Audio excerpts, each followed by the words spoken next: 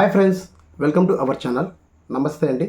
ఈరోజు టాపిక్ వచ్చేసి కేంద్ర ప్రభుత్వం మరొక కొత్త అప్డేట్ అయితే తీసుకురావడం జరిగిందండి. సో ప్రధానంగా మనకి ఆధార్ కార్డ్ తరహాలోనే ఒక ఐడి కార్డ్ అయితే మనకి రావడం జరుగుతుందండి. సో ఐడి కార్డ్ ఏంటి అనేది ఈ వీడియోని మీకు ఎక్స్ప్లెయిన్ చేస్తాను. సో ప్రధానంగా మనకి ఆధార్ కార్డ్ తరహాలో ఒక అపార్ కార్డ్ అని చెప్పేసి స్టూడెంట్కి సంబంధించి ఒక కార్డ్ అయితే రిలీజ్ చేయడం జరుగుతుంది. సో ఆ కార్డ్ అనేది మనం జనరేట్ చేసుకోవాలి, ఎక్కడ జనరేట్ చేసుకోవాలి, ఎలా అప్లై చేసుకోవాలి, ఎలా డౌన్లోడ్ చేసుకోవాలని చెప్పేసి ఫుల్ డీటెయిల్స్ అనేది, సో దీనివల్ల ఉపయోగం అనేది ఈ వీడియోలో మీకు స్టెప్ బై స్టెప్ అయితే ఎక్స్ప్లెయిన్ చేస్తాను.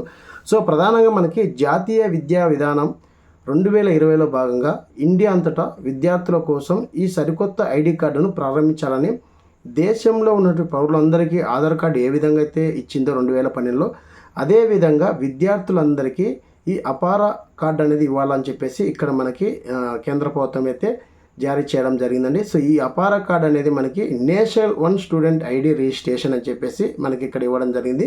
సో మనకి అపార అంటే ఏంటి అనేది ఇక్కడ మనకి automatic permanent academy account registers, దీన్ని one nation one student ID card అని పిలుస్తారు.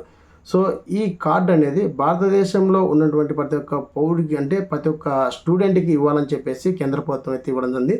సో వీటికి సంబంధించి కూడా ఆల్రెడీ ప్రతి ఒక్క కాలేజ్ యాజమాన్యం కావచ్చు, అలాగే స్కూల్ యాజమాన్యం కావచ్చు, సంబంధిత ఆ తల్లిదండ్రుల సమ్మతి మేరకు సో వారికి ఒక అప్లికేషన్ ఫామ్ కూడా ఇవ్వడం జరిగిందండి. సో వారి యొక్క డేటా అనేది సేకరించడం జరుగుతుంది. సో మీకు ఈ విధంగా అపార కార్డు అనేది క్రియేట్ చేయడం జరుగుతుంది. సో మీ యొక్క ఆధార్ కార్డు, మీ యొక్క రేషన్ కార్డు, పిల్లల యొక్క బర్త్ సర్టిఫికేట్ అనేది ఇవ్వాలని చెప్పేసి కూడా ఇవ్వడం జరిగింది. అలాగే ఇందులో మనకి ఈ కార్డు రిజిస్ట్రేషన్ కావాలి అంటే కినా ఖచ్చితంగా స్టూడెంట్ యొక్క ఆధార్ కార్డు కానీ, అలాగే రేషన్ కార్డు కానీ, అలాగే ఈ బర్త్ సర్టిఫికేట్ కానీ మూడిట్లో ఒకే విధంగా నేమ్ ఉండే విధంగా ఉంటేనే ఈ ప్రాసెస్ అనేది చేసుకోవడం జరుగుతుందండి. ఇందులో ఏది తప్పు ఉన్నా కూడా మీకు సర్నేమ్ తప్పు ఉన్నా కూడా చేసుకోవడానికి అవకాశం ఉండదు. సో ఎగ్జాంపుల్గా నాలుగుగా మా హౌస్ వచ్చేసి 2 అబ్బాయిలు ఉన్నారు నాకు. సో ఒక అబ్బాయికి అయితే ఓకే అయింది, ఒక అబ్బాయికి అనేది ఆధార్ అనేది అప్డేట్ చేయకపోవడం వల్ల సో అది పెండింగ్ అయితే చూపించడం జరుగుతుంది. అది కూడా మీకు ఎట్లా ఏంటి అని చెప్పేసి చూపిస్తాను. సో ఈ అపార కార్డ్ అనేది ఎందుకు ఇప్పుడు మళ్ళీ కొత్తగా తీసుకురావడం, ఆల్రెడీ మనకు ఆధార్ కార్డు ఉంది కదా. సో మన యొక్క ఆధార్ కార్డు ఎంటర్ చేసిన వెంటనే మన యొక్క డీటెయిల్స్ ఏ విధంగా అయితే ఓపెన్ అవుతాయో అదేవిధంగా ఈ స్టూడెంట్కి ఎవరైతే స్టూడెంట్ ఉన్నారో ఎల్కేజీ నుంచి పీజీ వరకు ఎవరైతే స్టూడెంట్స్ అవుతున్నారో వారి యొక్క డేటా అనేది సేకరించడానికి, అంటే సపోజ్ ఇప్పుడు ఎల్కేజీ నుంచి 5th వరకు ఒక స్కూల్ చదివి మరొక స్కూల్కి జాయిన్ అవ్వాలనుకున్నప్పుడు అప్పుడు ఈ ఎల్కేజీ నుంచి 5th వరకు తీసుకోవాల్సినటువంటి టీసీ కావచ్చు, అలాగే మార్క్ లిస్ట్ కావచ్చు, స్టడీ కావచ్చు, ఇవన్నీ తీసుకొని వెళ్ళి మరొక స్కూల్లో జాయిన్ అయ్యేటప్పుడు అదంతా ప్రాసెస్ లేట్ అవుతుందని చెప్పేసి కేంద్ర ప్రభుత్వం ఈ అపార ఐడి కార్డ్ ద్వారా ఇవల్ల ఏమీ లేకుండా ఈ టీసీ కానీ మార్క్ లిస్ట్ కానీ స్టడీ కానీ ఏమీ లేకుండా దీంట్లోనే అన్నీ పొందపరచడం జరుగుతుంది. సో ఈ ఐడి కార్డ్ తీసుకొని ఆ స్కూల్లో చూపించిన వెంటనే మన యొక్క ఆధార్ కార్డుకి ఏ విధంగా నెంబర్ వస్తుందో అలాగే ఈ అపార కార్డుకి అదే నెంబర్ వస్తుంది. ఆ నెంబర్ వాళ్ళు ఎంటర్ చేసిన వెంటనే వాళ్ళకి డైరెక్ట్ డీటెయిల్స్ అని మొత్తం ఓపెన్ అవ్వడం జరుగుతుంది.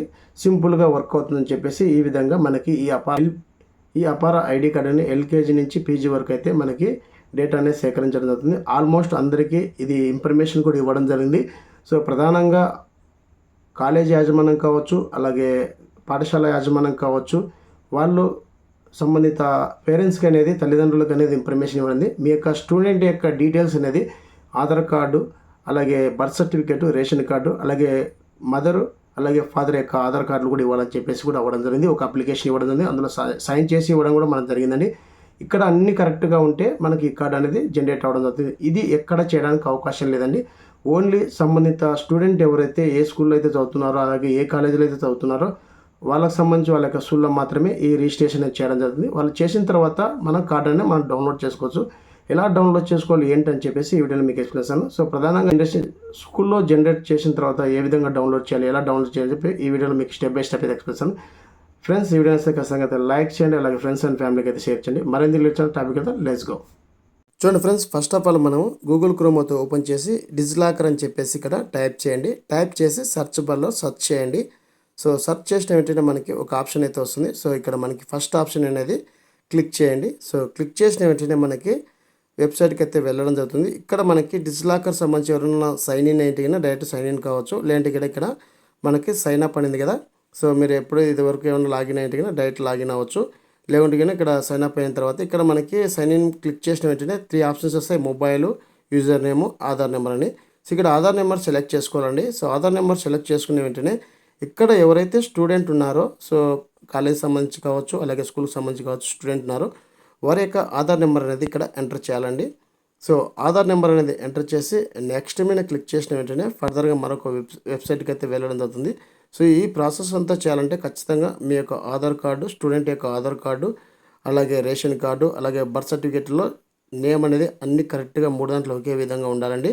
సో మనం ఇక్కడ సెండ్ మీద క్లిక్ చేసిన వెంటనే ఏదైతే ఆధార్ కార్డుకి మొబైల్ నెంబర్ లింక్ అయిందో ఆ యొక్క మొబైల్ నెంబర్కి ఒక ఓటీపీ అయితే వస్తుందండి. సో ఆ ఓటీపీ అనేది ఇక్కడ మనం మెన్షన్ చేయాలి. మెన్షన్ చేసిన వెంటనే ఇక్కడ మనకి సబ్మిట్ అనే ఆప్షన్ ఉంది కదా, సో సబ్మిట్ మీద క్లిక్ చేసిన వెంటనే ఫర్దర్గా మరొక వెబ్సైట్కి అయితే వెళ్ళడం జరుగుతుంది. సో ఇక్కడ మనం సబ్మిట్ అని చేయడం జరిగిందండి. సో సబ్మిట్ చేసిన వెంటనే ఇక్కడ మనకి సో సెట్ సెక్యూరిటీ పిన్ అనేది మనం సెట్ చేసుకోవాలి. 6 అంకెల నెంబర్ అనేది మీరు ఇక్కడ పిన్ నెంబర్ అనేది మన మొబైల్కి ఎట్టయితే పెట్టుకుంటామో అదేవిధంగా పిన్ నెంబర్ అనేది సెట్ చేసుకోవాలండి. సో పిన్ నెంబర్ ఎంటర్ చేసి ఇక్కడ 6 నెంబర్లు అనేది సబ్మిట్ చేసి సో మీకు సంబంధించిన నెంబర్ అనేది సెలెక్ట్ చేసుకోండి. సబ్మిట్ చేసిన వెంటనే ఫర్దర్గా మరొక వెబ్సైట్కి అయితే వెళ్ళడం జరుగుతుంది. సో ఈ విధంగా అయితే మనకి రావడం జరుగుతుందండి. సో ఇక్కడ మనకి సో ఇక్కడ సైన్ ఇన్ అయితే అవ్వడం జరుగుతుంది. Create user name your account అని చెప్పేసి ఉంటుంది. సో మీ యొక్క పేరు అనేది యూజర్ నేమ్ అనేది ఇక్కడ ఎంటర్ చేయండి. సో ఎంటర్ చేసి ఇక్కడ మనకి సబ్మిట్ అనే ఆప్షన్ ఉంది కదా, సో సబ్మిట్ మీద క్లిక్ చేయండి. సో సబ్మిట్ మీద క్లిక్ చేసిన వెంటనే ఇక్కడ మరో 2 ఆప్షన్స్ అయితే వస్తాయండి మనకి, స్కిప్ అండ్ ఓకే అని. సో మీరు ఒకవేళ స్కిప్ చేయాలనుకుంటే స్కిప్ చేయొచ్చు, లేదంటే ఓకే మీద క్లిక్ చేసినా ఎటువంటి ప్రాబ్లం లేదు. సో ఇక్కడ నేను సబ్మిట్ చేస్తున్నాను. మనకి ఇక్కడ సక్సెస్ఫుల్ అని చెప్పేసి రావడం ఉంది. సో ఇక్కడ నేను ఓకే మీద క్లిక్ చేస్తున్నాను. సో ఓకే మీద క్లిక్ చేసిన వెంటనే ఇక్కడ మనకి డిజిలాకర్ అని చెప్పేసి ఇక్కడ మనకి హోమ్ పేజ్, అలాగే ఇక్కడ మనకి ఇష్యూడ్ డాక్యుమెంట్, అలాగే సర్చ్ డాక్యుమెంట్ అని చెప్పేసి 3వ ఆప్షన్ ఉంది కదండి. హోమ్ పేజ్ దగ్గర మనకి ఇక్కడ సర్చ్ డాక్యుమెంట్ అని చెప్పేసి సో ఈ సర్చ్ డాక్యుమెంట్ మీద క్లిక్ చేయండి. సో క్లిక్ చేసిన వెంటనే ఇక్కడ మనకి అపార కార్డ్ అని చెప్పేసి మనం టైప్ చేయాల్సి ఉంటుంది. సో ఇక్కడ సర్చ్ డాక్యుమెంట్ మీద క్లిక్ చేయండి. సో ఇక్కడ మనకి అపార్ అని చెప్పి టైప్ చేయండి, ఏపీఆర్ఆర్ అని. సో క్లిక్ చేసిన వెంటనే ఇక్కడ మనకి అకాడమిక్ బ్యాంక్ క్రెడిట్స్ అని చెప్పేసి ఉంటుంది. సో ఆప్షన్ మీద ట్యాప్ చేయండి. సో ఆప్షన్ మీద ట్యాప్ చేసిన వెంటనే ఫర్దర్గా మరొక వెబ్సైట్కి అయితే రావడం జరుగుతుందండి. సో ఇక్కడ మనకి క్లిక్ చేయండి. సో క్లిక్ చేసిన వెంటనే ఇక్కడ మనకి అపార ఐడి అని చెప్పేసి రావడం జరుగుతుంది. సో ఆప్షన్ మీద ట్యాప్ చేయండి. సో ఆప్షన్ మీద ట్యాప్ చేసిన వెంటనే ఇక్కడ మనకి స్టూడెంట్ యొక్క నేము, డేట్ ఆఫ్ బర్త్, అలాగే జెండర్ రావడం జరుగుతుంది. సో ఇక్కడ మనకి ఐడెంటిటీ టైప్ అని రావడం జరుగుతుంది. ఇక్కడ మనకి రోల్ నెంబరు, అలాగే registration number, enrolment number, new admission number. So ఇక్కడ మీ దగ్గర ఉంటే ఎంటర్ చేయండి, లేదంటే నన్ను అని ఎంటర్ చేసినా కూడా ఎటువంటి ప్రాబ్లం లేదు. సో ఇక్కడ నేను నన్ను ఎంటర్ చేస్తున్నాను. సో ఎంటర్ చేసి ఇక్కడ ఓకే మీద క్లిక్ చేస్తున్నానండి. సో నన్ను క్లిక్ చేసి ఇక్కడ ఓకే మీద క్లిక్ చేస్తున్నాను.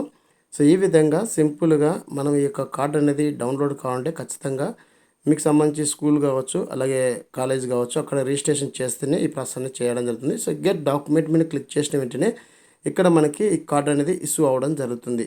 సో ఇక్కడ ఏమైనా మనకి మిస్టేక్ ఉంటే కన్నా so Aadhaar card, ration card, birth సర్టిఫికేట్లో ఒకే విధంగా నేమ్ గిన ఉంటే మనకి ఎమ్మడే సక్సెస్ఫుల్ అని చెప్పేసి జనరేట్ అవ్వడం జరుగుతుంది. ఇన్ కేస్ మీకు తప్పుగా ఉంటే కన్నా మీ యొక్క స్కూల్ యాజమాన్యం కావచ్చు, అలాగే కళాశాల యాజమాన్యం కావచ్చు మీకు తెలియజేయడం జరుగుతుంది. సో ఈ విధంగా సింపుల్గా మీ యొక్క అపార ఐడి కార్డు అనేది డౌన్లోడ్ చేసుకోవచ్చండి. ఈ కార్డు ద్వారా స్టూడెంట్ యొక్క డీటెయిల్స్ మొత్తం మనకి ఇక్కడ పొందపరచడం జరుగుతుంది. సో ఇక్కడ నేను డౌన్లోడ్ ఆప్షన్ ఉంది, అలాగే రిఫ్రెష్ ఉంది. ఒకవేళ మీరు వద్దనుకుంటే డిలీట్ చేసుకోవచ్చు. నేను రిఫ్రెష్ చేసిన వెంటనే మన కార్డు అనేది ఈ విధంగా సింపుల్గా డౌన్లోడ్ అవుతుంది. ఇక్కడ మనకి ఆధార్ కార్డ్ తరహాలోనే ఒక ఐడి నెంబర్ అయితే రావడం అవుతుంది. సో ఆధార్ నెంబర్ ఏ విధంగా ఉంటుందో అదే విధంగా మనకి ఒక నెంబర్ అయితే రావడం అవుతుంది. సో ఈ నెంబర్ ద్వారా ఈ అబ్బాయి వేరే స్కూల్కి వెళ్ళినా కూడా ఈ యొక్క ఐడి ఒకటి చూపిస్తే చాలండి. సో డీటెయిల్స్ అనేది ఇందులో మొత్తం పొందపరిచింటారు. ఇక్కడ మన స్కానర్ ఉంది కదా, స్కాన్ చేసినా కూడా బార్ కోడ్ ఉంది కాబట్టి స్కాన్ చేసినా కూడా డీటెయిల్స్ అనేది మనకు రావడం జరుగుతుంది. సో సింపుల్గా మనకి ఎటువంటి ప్రాబ్లం లేకుండా, అలాగే మన టీసీ కావచ్చు, మార్క్ లిస్ట్ కావచ్చు, స్టడీ ఇవల్ల తీసుకోకుండా ఈ విధంగా అయితే చేసుకోవడానికి కేంద్ర ప్రభుత్వం ఈ విధంగా అపార ఐడి అనేది స్టూడెంట్కి సంబంధించి ఎల్కేజీ నుంచి పీజీ వరకు ఉన్నటువంటి ప్రతి ఒక్కరికి ఈ కార్డు అనేది జారీ చేయడం జరుగుతుంది. ఆల్రెడీ పాఠశాల సంబంధించి కావచ్చు, కాలేజ్ సంబంధించి కావచ్చు, యాజమాన్యం సంబంధించి మొత్తం పేరెంట్స్కి అనేది ఇన్ఫర్మేషన్ ఇవ్వడం జరిగింది. వారి యొక్క డేటాను కూడా సేకరించడం జరిగిందండి. సో ప్రతి ఒక్కరూ మీరు ఈ విధంగా డౌన్లోడ్ చేసుకుంటారని చెప్పేసి ఈ వీడియో మీ ముందుకు తీసుకొచ్చాను. ఈ వీడియో నచ్చితే ఖచ్చితంగా అయితే లైక్ చేయండి, అలాగే ఫ్రెండ్స్ అండ్ ఫ్యామిలీకి అయితే షేర్ చేయండి. సో ఇదండి వీడియోలో అప్డేట్. వీడియో నచ్చితే లైక్ చేయండి, షేర్, సబ్స్క్రైబ్ చేసుకోవడం మర్చిపోకండి. Thank you for watching. Thank you so much. జై హింద్.